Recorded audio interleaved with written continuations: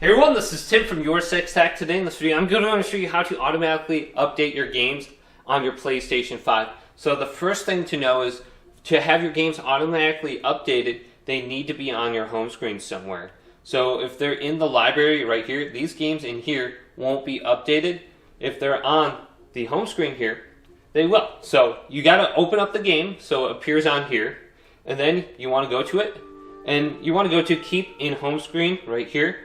And just make sure this is checkmarked so it's always updated and it's never rotating back into your library. Then what we want to do is to go to Settings also, and then scroll on down to System, then go to where it says Power Saving, go to the right and go to Features Available in Rest Mode. Make sure Stay Connected to the Internet is checkmarked and turned on.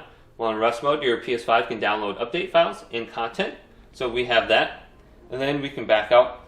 Then we can also go to System Software right here and go to System Software Update Settings. And then just go to Download Update Files automatically.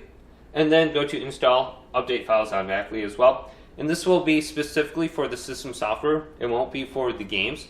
But you want to make sure this is up to date as well. And then to update the games automatically, we want to back out to the main settings menu. Scroll on down to Save Data in Game App Settings. And then go to Automatic Updates right here.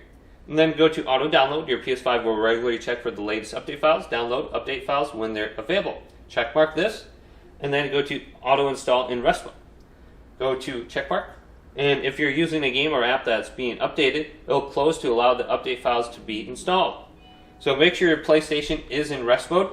So press power, and then go to Enter Rest Mode. Charge your controllers. Download update files. Suspend your games. So this is a low power state.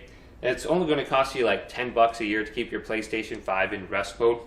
But hopefully this video did indeed help you out. If it did, leave it a big thumbs up. And subscribe to my channel down below for more tech videos coming up next on YourSixTech.